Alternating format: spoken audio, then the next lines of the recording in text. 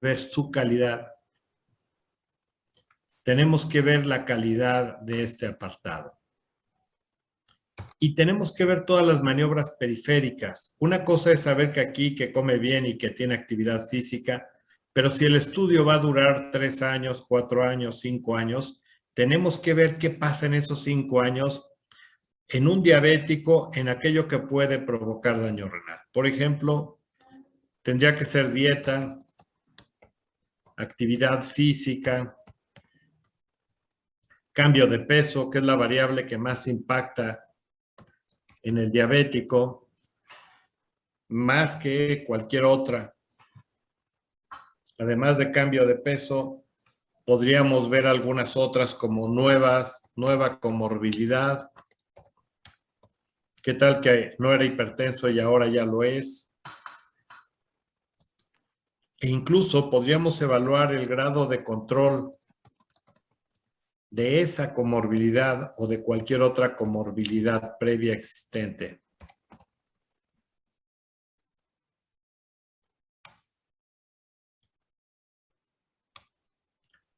Entonces, esto es algo que a veces se nos olvida. Los ensayos clínicos nos dicen, miren, si le dan este fármaco, ¿cómo le va? Si le dan el otro, ¿cómo le va?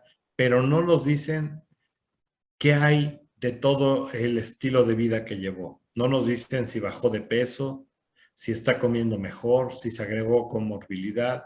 ¿Por qué pensar que en un diabético en 10 años va a seguir igualito de su presión arterial y del resto de comorbilidades asociadas? En realidad cambia.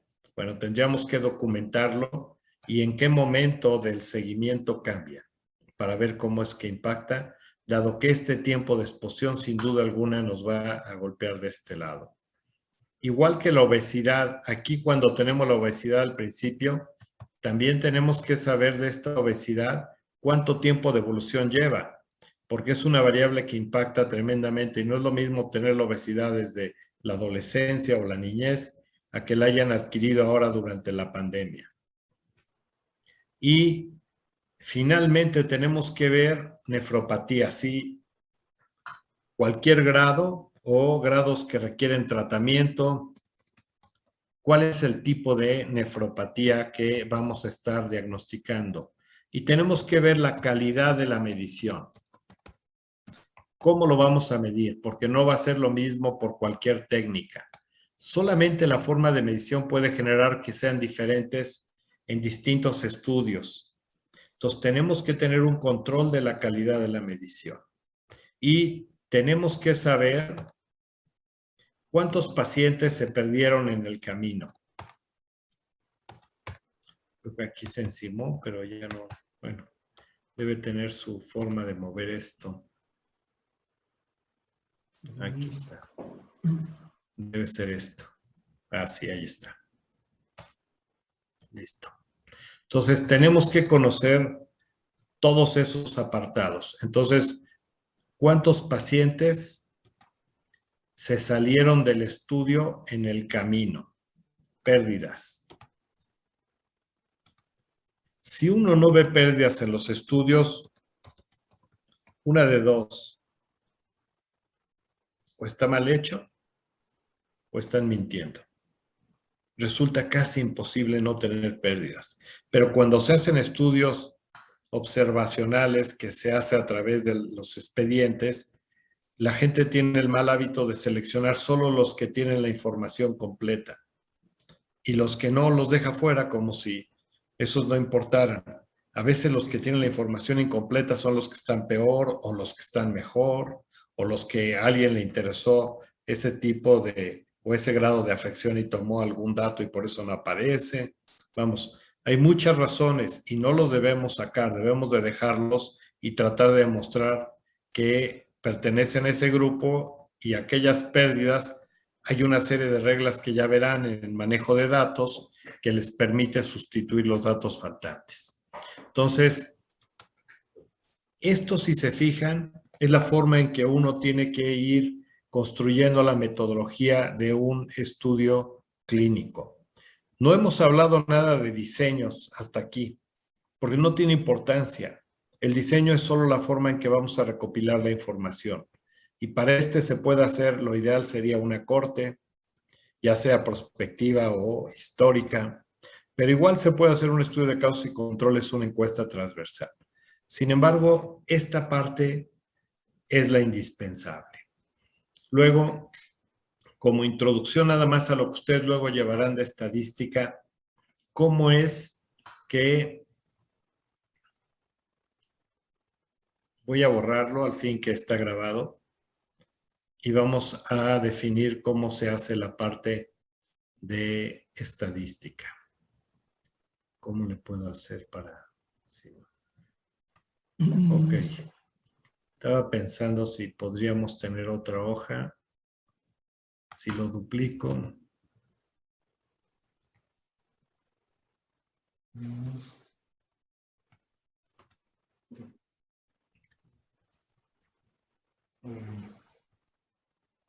No.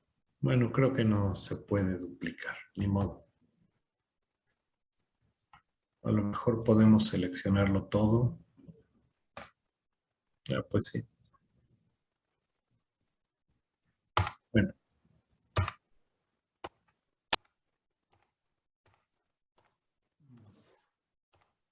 Ok.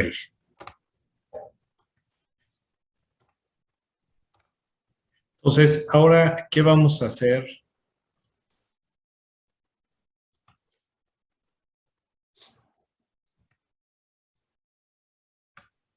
Ese que habíamos quitado. Entonces, ahora vamos a pensar cuál sería el análisis a hacer. El pivote o el punto de partida para el análisis es la maniobra. Entonces, lo que tenemos que hacer ahora es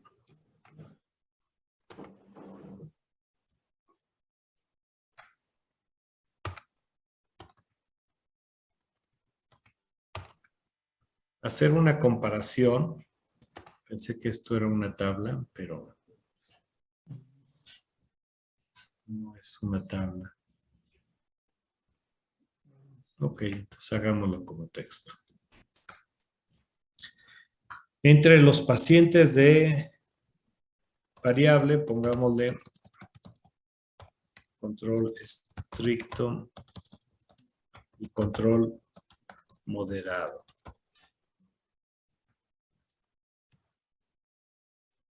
La tabla 1 va a comparar cada una de las variables que teníamos en nuestra demarcación aquí pronóstica, como era edad, género, aunque no va a haber diferencias o no tendría que haber diferencias para daño renal, nos interesa básicamente para caracterizar a la población de estudio.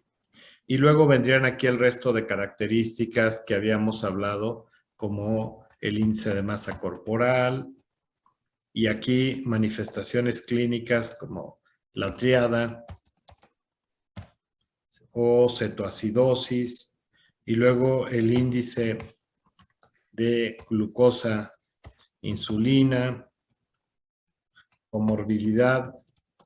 Podríamos tener quién además tiene hipertensión arterial, quién tiene dislipidemia. Y podríamos seguir agregando variables para esta primera tabla o tabla 1, en la que se fijan la comparación es de la maniobra contra las condiciones basales. Esa es la tabla 1. En la tabla 2, ahora lo que vamos a comparar es otra vez entre la maniobra, pero ya no es con las condiciones basales. Ahora es con la calidad de la maniobra. ¿Y esto qué podría incluir? Bueno, días al año que se logró el control estricto, que se logró el control moderado. Y maniobras periféricas. Entonces tendríamos que ver cambio de peso en kilos en un grupo y en otro durante el seguimiento. Podríamos también ver dieta, la calidad de la dieta y el consumo calórico, ejercicio, y cualquier otro tratamiento o enfermedad nueva que apareciera, comorbilidad y tratamiento de la misma. Entonces, nuestra tabla 2 vuelve a hacer la maniobra contra las maniobras periféricas y contra la calidad de la maniobra principal. Y esa es como se ve la tabla 2. La tabla 3 ahora cambia. En la tabla 3, yo voy a comparar las maniobras contra el desenlace. Y aquí entraría nefropatía diabética. Y lo que voy a tener yo ahora en las líneas va a ser el control estricto contra el control tradicional.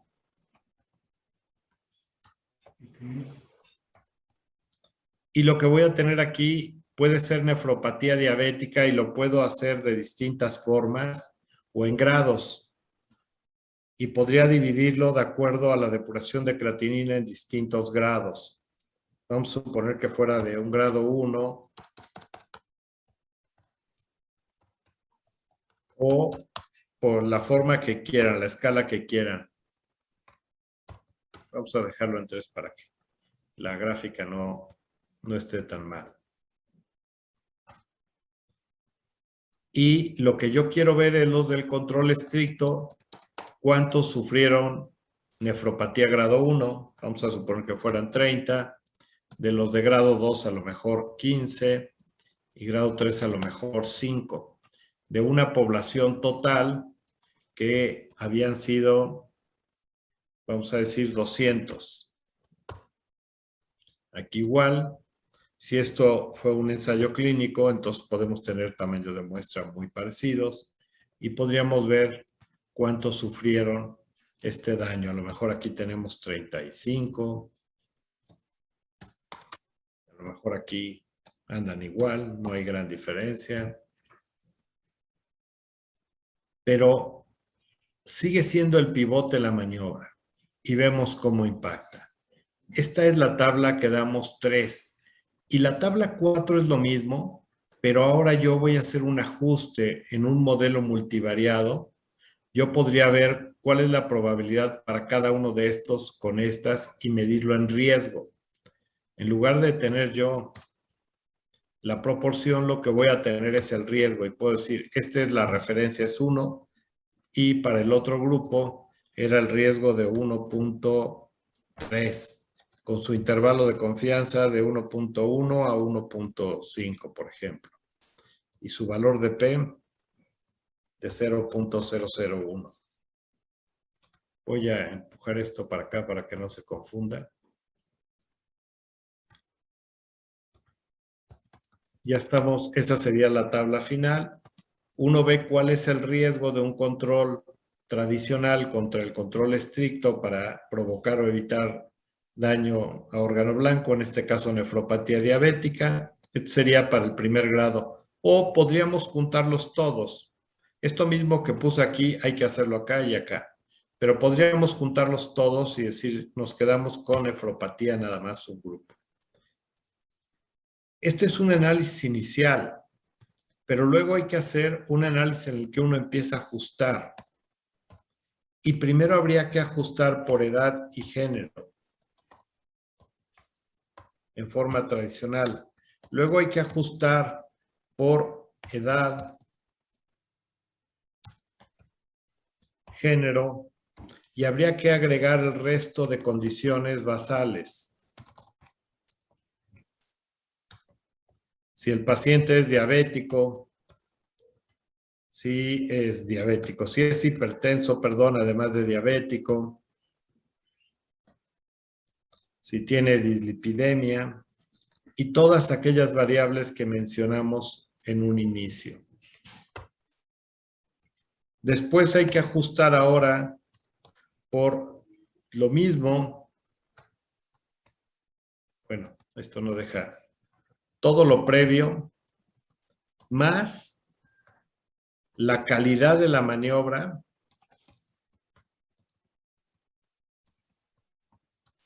y maniobras periféricas.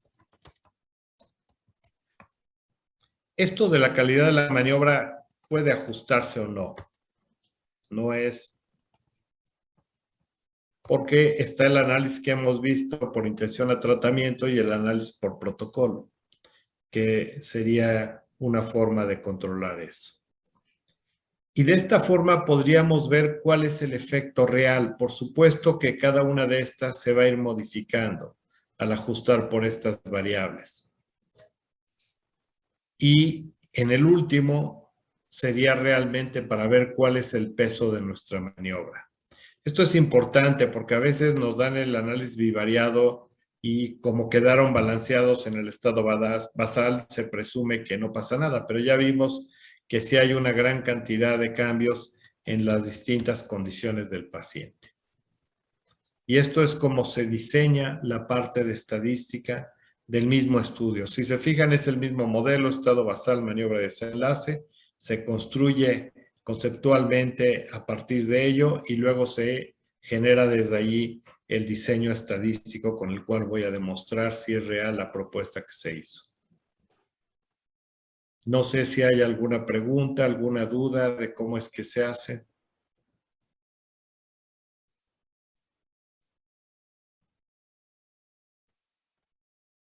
¿Algún comentario? Desde ahí estaríamos ya partiendo de eso que nos mencionó al inicio, de estar pensando si vamos a comparar los grupos, si es un trabajo de relación de variables o si estamos pensando en establecer un pronóstico, para estar pensando ya en el método estadístico. Bueno, en realidad la estadística siempre busca asociación, nada más entre variables. Nosotros tenemos interés ya sea de establecer si es un factor de riesgo que sería del sujeto sano a la enfermedad, si es un factor pronóstico que sería del sujeto enfermo a cómo le va, o si solo queremos establecer un diagnóstico que es en el momento en que vemos al paciente para ver si está enfermo o no, e incluso estratificarlo de acuerdo a la severidad que pueda tener de la enfermedad. Pero esas son objetos conceptuales que nosotros tenemos. La estadística sigue siendo la misma, no cambia. La estadística no nos dice causalidad. Con ese objetivo la usamos, pero no significa que la estadística nos va a decir cuándo algo es un factor de riesgo, cuándo de pronóstico. No. Esa es una parte conceptual.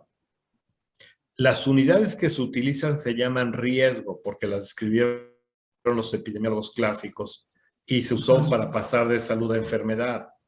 Y se siguen usando como riesgos, riesgo relativo igual a razón de momios o los riesgos proporcionales de Cox. Pero en realidad es lo mismo. Se puede usar tanto para riesgo como para pronóstico y también para diagnóstico. Aunque ahí existen sus conceptos propios de sensibilidad, especificidad, valores predictivos, pero también se pueden usar por igual. De hecho, se pueden combinar. Entonces, la estadística no depende de el tipo de prueba que se va a hacer del objetivo. Son independientes ellos. Si yo quiero ajustar en un modelo multivariado también por el tiempo en el que ocurre el fenómeno, entonces lo que hago son riesgos proporcionales de Cox. Pero si yo no quiero ajustar el tiempo, sino decir lo que está ocurriendo a 2 años, sin importarme que haya ocurrido al primer mes o hasta el mes 23. Yo quiero ver qué ocurre a 2 años. Bueno, entonces utilizo solo una regresión logística. Estos dos casos si mi desenlace es dicotómico. Pero si mi desenlace es cuantitativo, entonces yo ocupo una regresión lineal o una ANCOVA, que seguro ya van a revisar el por qué. Prácticamente es lo mismo la ANCOVA que la regresión lineal. Pero bueno, esos son los principios básicos como esto se haría. Okay. Preguntan por ahí la diferencia entre hazard radio o riesgos proporcionales de Cox y odds radio. Los odds radio se usan para estudios transversales, cuando los datos son transversales. El riesgo relativo cuando tenemos seguimiento y igual los riesgos proporcionales de Cox. Sin embargo, Si uno corre un modelo de regresión de Poisson que nos permite estimar los riesgos relativos cuando tenemos seguimiento, van a ver que el resultado es prácticamente el mismo que los odds ready.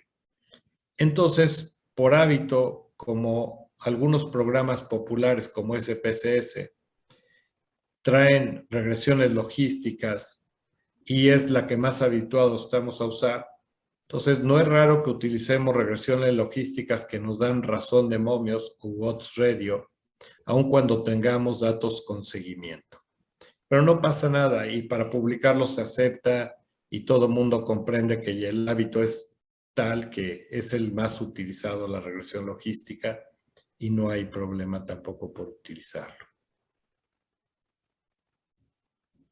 Okay. ¿Algún otro comentario? Y bueno, pues si no hubiera, con esto terminamos, es un poco cómo es la estructura. Lo interesante que quiero resaltar es que noten ustedes que el clínico es el experto en esto, es el que conoce cuál es la historia natural de la enfermedad, cuál puede ser el curso clínico, y por esta razón es quien tiene que hacer el diseño. No lo pueden dejar en alguien que les haga el diseño, que no tiene la experiencia de ustedes. Cada quien en su propia área lo tiene que hacer, porque si no van a caer en creer que todo es aleatorizar, decidir qué maniobra es, como si todo fueran los ensayos clínicos. Y recordemos que no. La medicina basada en la evidencia se fue hacia allá, pues sí, pero quienes hacen ensayos clínicos es solo la industria farmacéutica, en el 99%. Entonces ahora nos hemos dedicado a leer y creer que todo es eso. Y no, hay que leer una gran cantidad de cosas para tomar una decisión. Lo que nos dicen medicina basada en la evidencia bajo ese contexto es A es mejor que B y ahí se acaba todo. No nos están diciendo qué hacer. Nosotros hemos hecho un mal uso de esa información al incluirlo así a rajatabla las guías clínicas. En realidad uno tiene que reflexionar y empezar a ver cuál es la cabida de eso. Pero tenemos que conceptualizar todo el curso clínico de la enfermedad para ver verdaderamente cuál es la fracción atribuible de esa maniobra. Y no olviden, puede tener un valor de P significativo y la diferencia ser de 1%, como es una gran cantidad de fármacos que no tienen idea, incluso algunos de ellos comparados contra placebo. Entonces, si no leen con cuidado y revisan los artículos originales, van a seguir creyendo que estamos haciendo gran cosa al dar un tratamiento farmacológico.